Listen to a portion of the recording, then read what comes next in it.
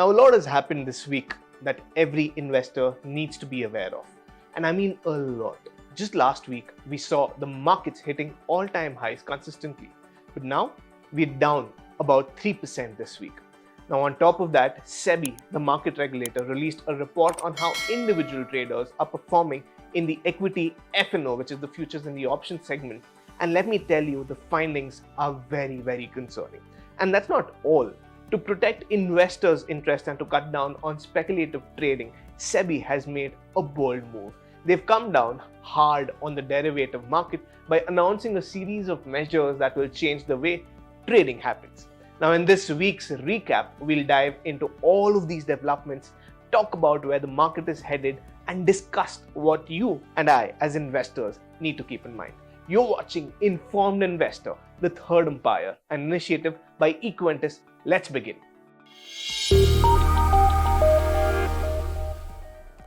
Have you been seeing these headlines of the escalating situation between Iran and Israel and how it may impact India? Now, let's break down the recent situation in the Middle East involving Iran and Israel. So what we're seeing is a significant rise in tensions which could potentially turn into a larger regional crisis. Last week, there was a massive incident in Lebanon where thousands of pagers and radios used by Hezbollah members suddenly exploded. Now, this led to a loss of lives both amongst Hezbollah members as well as the civilians. Now, Israel carried out a major assassination killing Hezbollah's leader, Hassan Nasrallah. Before that, in July, Ismail Haniyeh, a key Hamas leader, was killed in Iran, and Israel is being blamed for that attack too. Now, in response, Iran didn't hold back. They launched a two-wave ballistic missile attack, heightening the stakes even further. Now, speculation is that Israel might be preparing a big retaliation of its own. The Israel Prime Minister Benjamin Netanyahu has already stated that Iran will pay for its missile attacks, so the region could be on the brink of something extremely serious. Now, coming back home, Indian stocks have taken a hit, and a lot of it has to do with the rising tensions between Iran and Israel. Now, this is making investors pretty uneasy, and it's showing up in the markets. Nifty has been down 3.4% over the past 5 days. Iran is a powerhouse in the global oil market as a key member of the OPEC. Now, fears are mounting that Israel may retaliate by targeting Iran's major oil fields, which could push oil prices even higher. Now, here's why this matters for India. Our economy is super dependent on imported energy. India is heavily dependent on Middle Eastern oil, and any disruption in supply could seriously mess with the country's energy security. Now, the cost of petrol and diesel could rise, and that's never good news for everybody.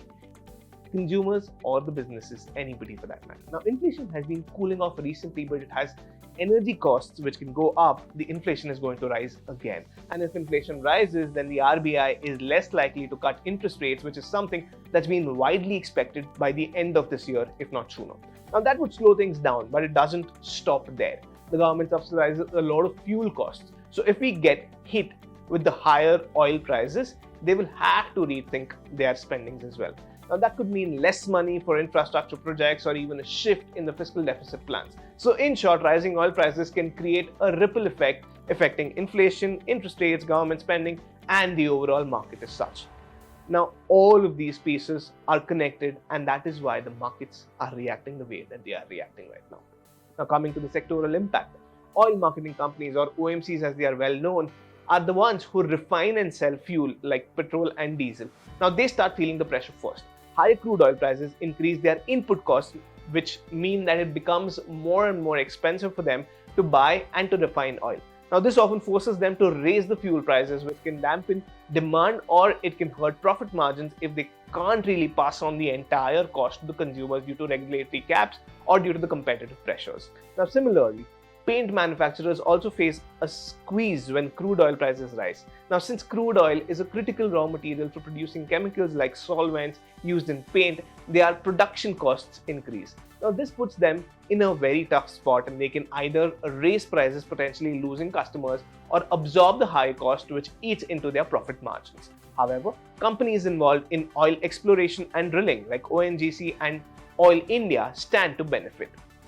Higher crude oil prices boost their revenues because the oil they extract and sell becomes more valuable. Now, this can lead to improved profit margins even with relatively stable operating costs as the selling price of the crude oil rises in tandem with the market.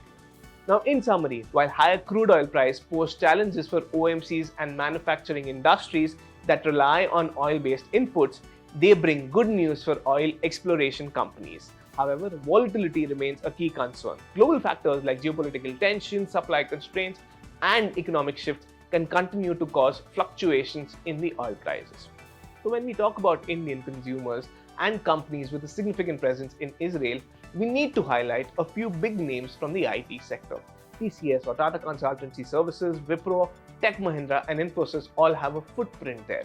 But it's not just about IT. Other major Indian companies have ventured into Israel as well. For instance, Titan, a well-known jewelry brand, and State Bank of India, our very own SBI, both have their operations in the region. L&T, Larsen & Toubro, which is a key player in the engineering and construction sector, has also made its mark in Israel. Meanwhile, Sun Pharmaceutical holds a majority stake in Israel's Taro Pharmaceutical, marking another key partnership in the pharma sector. Then you have Dr. Reddy's and Lupin, two giants in the Indian pharmaceutical space, both having ties with Tel Aviv-based Teva Pharmaceutical, one of the world's largest generic drug makers. Even minor NMDC and Jwala Kalyan Jewelers have connections to Israel. Now, coming back to the Indian markets, it's been quite a week with a number of factors driving volatility. We're not just looking at the geopolitical tensions between Israel and Iran, but rising crude oil prices are also making things tougher. On top of that, we have regulatory changes in the F&O, which is the futures and options segment, which have been brought around by SEBI, which are further shaking things up. And if that wasn't enough, the stock market slump in China is adding another layer of uncertainty on our own markets. So what does all that mean for investors? Well, it's easy to get caught up in these short-term swings, but the key is to take a step back. We can't control these external factors, but what we can control is our strategy. Rather than focusing on day-to-day price movements, the best approach is to maintain a long-term view. Look for companies with strong fundamentals, solid balance sheets, sustainable growth models, and a competitive advantage. Now, in environments like this, balancing your portfolio becomes even more crucial. Diversification can help reduce the risks so you're not overly exposed to one sector or one type of asset, so to say. Long-term fundamentally sound investments will always have a better chance of weathering market storms like these ones. Now, the key takeaway here is patience and discipline, staying focused on the big picture instead of reacting to short-term noise.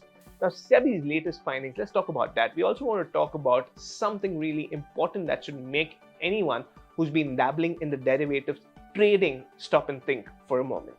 Now, you might remember that about 2 years ago, SEBI, India's market regulator, published a report on how Indian traders, or rather individual traders, were doing in the equity F&O segment. Now, the big takeaway, about 9 out of 10 retail traders, that's you and I, regular people, were losing money in the F&O market. Now, it was eye-opening back then, but guess what? SEBI followed up with a fresh report covering data from FY 2022, FY 2023 and FY 2024. And the results are frankly even more alarming. Now, let's get into those details. In FY 2024, and this is the key finding, a staggering 91% of individual traders lost money in the F&O segment. Yep, that's 9 out of 10 traders who are still losing money. Now, this isn't just some one-time blip. It's been happening year after year after year. In FY 22, about 90% of the traders lost money. In FY 23, it went up to 91.5%, and now in FY 24, it barely changed, with 91.1% of individual traders who've reported net losses. Now, this trend is consistent, and it's telling us something. F&O trading is not as easy and as profitable as it's often made out to be, especially for the average retail investors like you and myself. Now, let's talk numbers, because when you break it down, the losses are massive. In FY24 alone, individual traders and others in the market lost a total of over 61,000 crore rupees in the F&O segment alone. Now, that's 61,000 crores gone wiped out by retail traders trying their hand at these complex financial products. But while individual traders were facing massive losses, proprietary traders, they're those who trade on behalf of corporations or on behalf of institutions, and foreign portfolio investors, well known as FPIs, were doing just fine. In fact, they were thriving proprietary traders made about 33,000 crores in gross profits in FY24, and FPIs made about 28,000 crores in gross profits. Now that's a pretty stark contrast, right? Now the losses incurred by individual traders were effectively being absorbed as profits by these big players. Now you might be wondering, how are these big players, the proprietary traders and the FPIs, making all that money? Now the answer is algorithmic trading. SEBI's report showed that 97% of the profits for FPIs and 96% of the proprietary traders came from the algorithmic trading outfits. Now what's that, you may ask me? Well, these are sophisticated systems that use algorithms, essentially automated computer programs, to execute trades faster and more effectively than a human ever could. Now, the system analyzes the market, makes decisions, and executes trades all in a matter of milliseconds. Now, this gives them a huge advantage over retail, regular traders like you and myself who don't have access to this sort of advanced technology. Now, where are the traders losing? SEBI also broke down the data between the futures trading and options trading, and here's where it gets interesting. They found that traders were doing slightly better in the futures segment than compared to the option segment. In FY24, around 60% of individual traders lost money in futures contracts, while 91.5% of the traders lost money in options contracts. That's a huge gap. If you're an individual trader, your chances of making profits in the options trading are really slim, much slimmer than in futures for sure. But still, even with futures, 6 out of 10 traders were making losses, so it's not exactly as easy a win either. Now, how much are people losing? Let's talk about the scale of the losses. SEBI's report showed that in FY24, the average individual trader lost money in the F&O segment, incurred a net loss of anywhere in the range of about 1.2 to 1.25 lakhs. Now, that's a lot of money, right? Interestingly, that is actually less than the previous year's number in FY23, where the average losses per person stood at about 1.43 lakh rupees. So while the average loss per trader has come down marginally, the fact remains that people are losing significant amounts of money in F&O trading. Younger traders are losing more, and here's something that's really concerning. The proportion of young traders, those under 30 years of age who are entering the F&O market, is rising sharply in FY23, with around 31% of F&O traders who are under the age of 30. But by FY24, that number has jumped to 43%. That's a pretty big increase. And here's the kicker. 93% of these young traders incurred losses in FY24. So not only are more young people getting into the F&O market, but they are also losing money at an even higher rate than the overall average of about 91.1%. Now this brings up critical questions.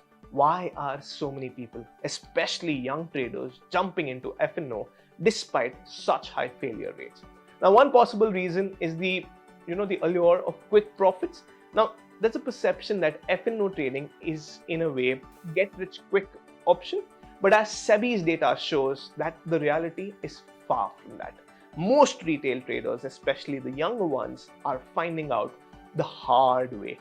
And this market is unforgiving as the numbers go. Now here's something really important to understand. Derivatives trading is a zero-sum game. What does that exactly mean? It means that every person making a profit, someone else is losing the exact same amount of money. When you consider the hefty brokerage fees, exchange fees, and other transaction costs, it's not hard to see why retail traders are consistently on the losing end. Now, the deck is stacked against the average individual traders. Big players with access to better technology and algorithms, trading, and lower transaction costs due to higher trading volumes are able to squeeze out the profits, while retail traders are left struggling. The big takeaway here is that F&O trading is not the path to wealth creation that many believe it is. And it's risky, it's volatile, and for the most people, it leads to significant losses. Now, the numbers don't lie. If you're thinking about getting into F&O trading, or if you're already in it, make sure you're fully aware of the risks that you're taking. Understand that the market is dominated by big players with more resources, better technology, and lower costs, and they have a distinct advantage over retail traders or over yourself. So what's the final verdict? Now, SEBI's latest report is a wake-up call. If you're a retail investor or a trader, especially if you are new to the markets, for considering jumping into the F&O trading, This data should give you a pause. The reality is that derivative trading is tough, and for the most people, it results in losses. It's a high stakes game, and the odds are not in your favor.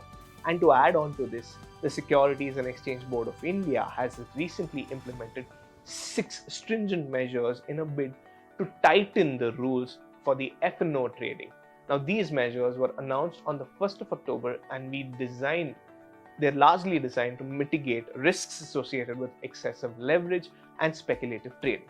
So let's delve into each of these measures in detail. The first measure is the upfront premium collection, which is effective from 1st February 2025. So from 1st February 2025, traders will have to pay the full option premium upfront when placing an order.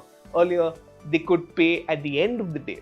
Now, this change limits excessive leverage and helps reduce wild price swings during the day. Second measure is increased contract sizes, which is effective from November 28, 2024. Now, SEBI will increase the minimum contract size for index futures and options from the current 5 to 10 lakh rupees to 15 lakh rupees. Now, this encourages traders with adequate risk tolerance to participate and discourages casual retail investors from overexposing themselves. Third is no calendar spread on expiry day, which is effective from the 1st of February 2025. Now, SEBI is removing the margin offsets for calendar spread on the expiry day. Now, this makes it more expensive to hold speculative positions without proper margins, promoting disciplinary trading. Now, the fourth measure is intraday monitoring of position limits. Now, this is again effective from the 1st of April 2025. Exchanges will now monitor position limits throughout the trading day instead of just at the end of the day. Now, this prevents traders from exceeding limits unnoticed, reducing the risk of large losses. Fifth is limiting weekly expiries. SEBI will limit weekly index expiries to just 1 per exchange, cutting down the number of weekly contracts from 18 to 6 each month. Now, this reduces speculative behavior and brings more stability to the market. The sixth measure is the higher margin on expiry day.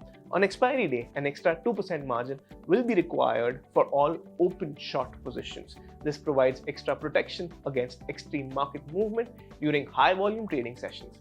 Now, what could be the impact on the retail traders of all of these steps?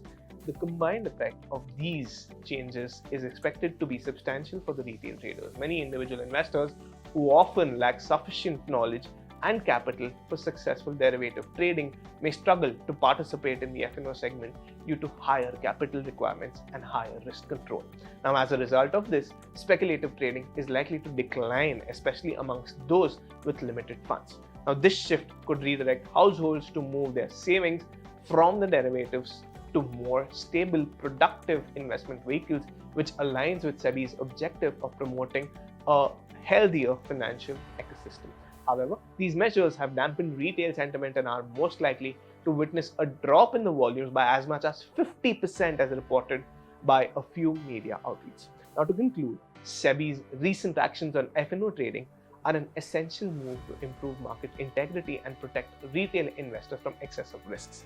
Although some traders may view these changes as restrictive at first, they are intended to cultivate a more sustainable trading environment. By promoting disciplined trading and by curbing speculative activity, SEBI gains to create a more balanced and robust market that serves the interest of all participants more and more effectively. Alright, that's it for today's deep dive. As always, my goal is to keep you informed and help you make better financial decisions. If you find this breakdown helpful, make sure to like, share, and subscribe so you don't miss out on the future updates. Stay smart, stay safe, and as always, make informed decisions. With that, this is Raj Mehta signing off, wishing you and your loved ones the very best. Thank you. Investments in securities market are subject to market risks. Read all the related documents carefully before investing.